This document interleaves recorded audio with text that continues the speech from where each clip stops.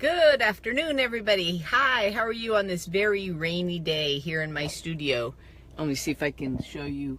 This is San Antonio, Texas right now. So this is where we're at. We've got some of the bands of rain coming in from Hurricane Harvey. And my prayers and love and support go out to all of you in the Galveston, Rockport, Aransas Pass, all of you, my friends, especially Janice Stewart. Love you so much. I hope you and Rob go back and are safe in your house and your boat. So anyway, this is all about Common Keto Questions number 3.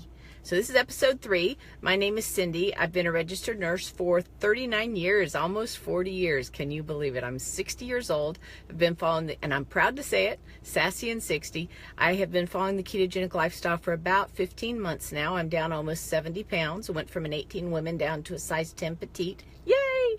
And I see recurring questions. This isn't really a series for beginners. That's probably something I need to do. This is more for those people, those who've been in the trenches for a while and you have some questions. And one of the things I see, I follow a lot of different Facebook page on keto. I do a lot of reading, a lot of podcast stuff. And when my medical disclaimer, I'm a nurse. I'm not here to be your doctor. I can't be your doctor. I'm not here to diagnose, treat, or cure. These are my opinions on what I've learned from the literature and reading. And my whole Facebook page is about informed self-care. And for each of you to spend the time investing in your health and in your future and in your vitality. And weight loss is part of all of that, but weight loss is not the end result. Vitality and health and the ability to jump around and play with your grandkids or to have a vital life of recreation and not procreation. Oh God, that's so funny. Your hobbies and things like that. I guess procreation if you're younger, not for me. Oh my God, can I start over? Let me just erase. There's no erase when you're doing live, is there? But anyway, haha. So hopefully you guys can hear me. I'm in my famous studio, which is my car. So I wanted to talk to you about hair loss and why some people, I know I'm just hilarious, why some people in certain lights, you can see where mine's growing back in. I tend to be one of those people that under times of stress, or major changes in my life, I tend to lose a lot of hair, and that's what I want to talk to you about. So if you or someone you know, please feel free to share this. Go ahead and put it on your page now. It's not going to be a very long video. I just want to talk to you and reassure you that if you are experiencing hair thinning, or you're finding a lot of hair in your brush, much more so than what you normally have, let me walk you through what's going on. Our hair is different than many other mammals that have hair. They tend to get their summer coats and their winter coats. And any of you that have a long-haired dog or cat know when they start to shed their hair, they lose an amazing amount all at once. So theirs will be a synchronized sort of hair shedding. We have an asynchronized. Ours is not symmetrical. We don't, in the sense of the timing of our hair loss is ongoing.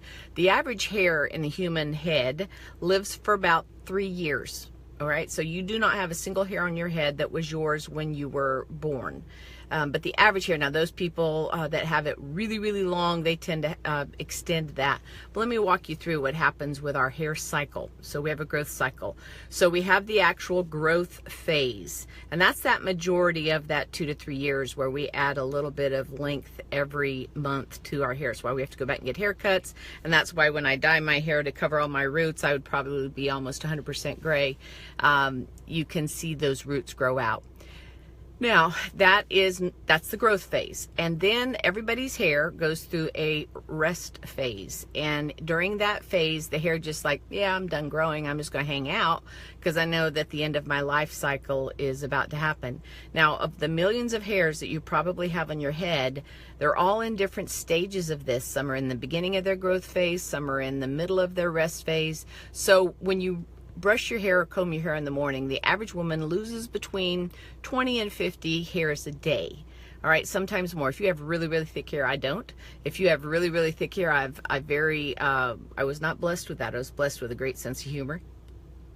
And if you have not seen the video of me when I got out of the dentist's office and didn't realize that my mouth was numb and I started a video and I'm drooling, I'm pretty funny, but I don't have good hair in the sense of thick, lustrous hair. My daughter, Lauren Getman, if you're on here, yes, I envy you for that. So our hair is not synchronized. So we lose a little bit of hair every day. So the third phase, what's the third phase? The third phase is where our hair sort of sheds out of our hair follicle, all right? Now it sheds out because at the end of that growth phase, what's happening down below that is a new hair shaft is growing, and it literally pushes the hair follicle out of the hair, I guess that's the hair follicle, puts the old hair, I should say, out of the hair follicle, and a new hair shaft comes in, okay? So it pushes it out, and so we have a hair fallout.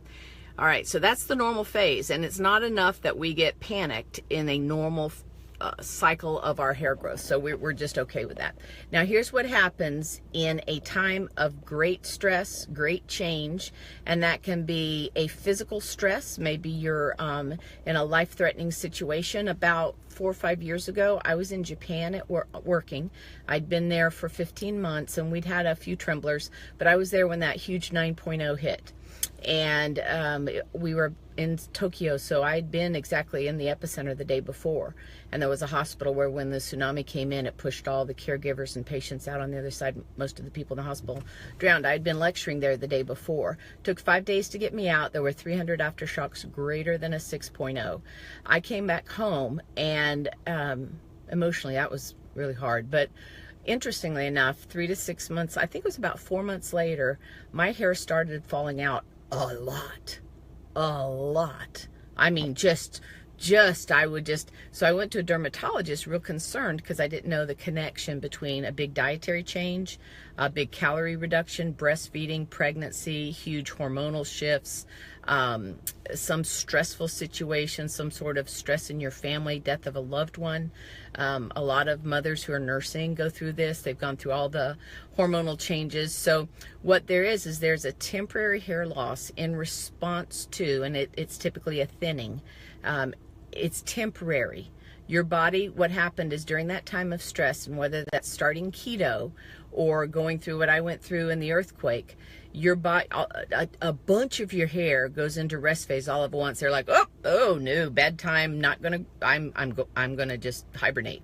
And then 3 to 4 months later, all of your hair starts falling, not all of it, but it varies individual by individual. But I think because I had over 300 episodes of thinking this is the earthquake I will die in, I lost a massive amount. Had to wear a wig for about a year. Went to a dermatologist, and he's taking his fingers and running it through my hair, and he's just pulling out scads of hair, and I'm like, stop touching my hair, because I thought he was, anyway. So guys and gals, if you are having hair thinning, it's temporary. I know it's irritating. I know it's emotionally hard, but the episode that caused it to happen was actually usually 3 to 4 months, sometimes even 6 months prior.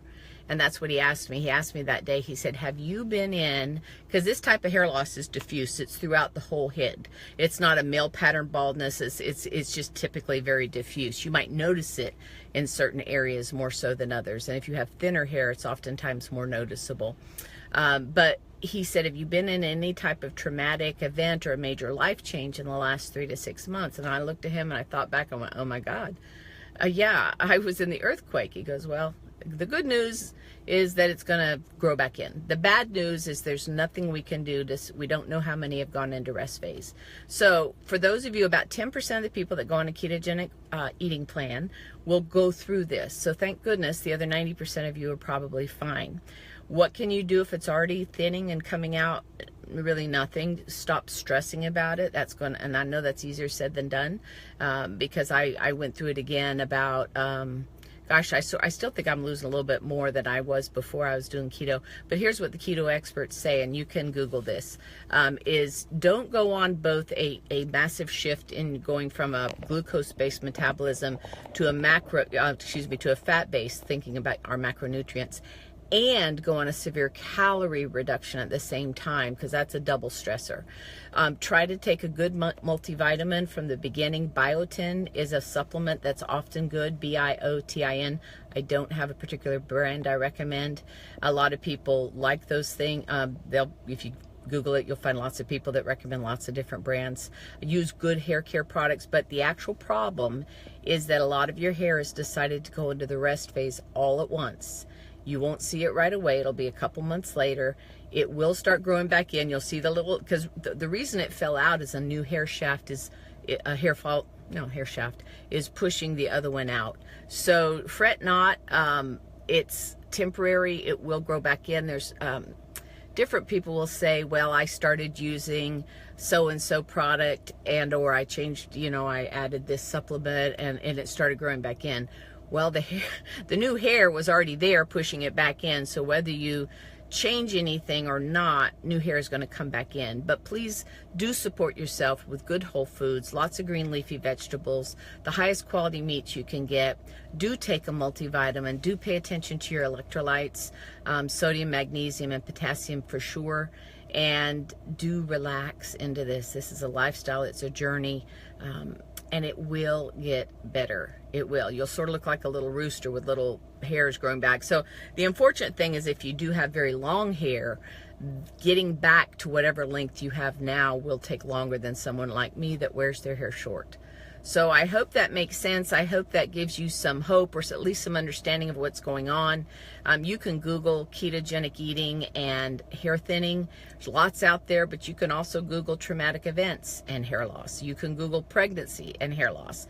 It is the abrupt change in the body's mechanism or stress or hormonal changes. But please don't do a severe calorie restriction as well as going low carb, high fat at the same time. Okay?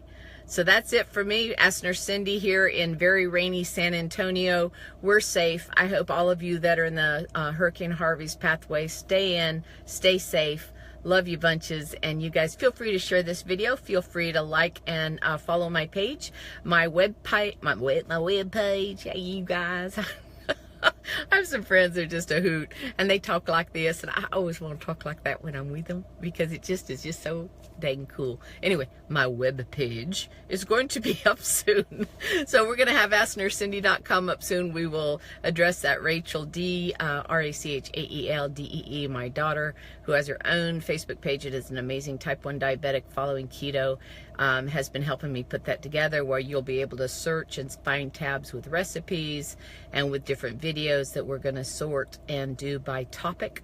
So I won't say, well, scroll back about a year ago on Facebook and find it. But anyway, and I also do have a YouTube channel.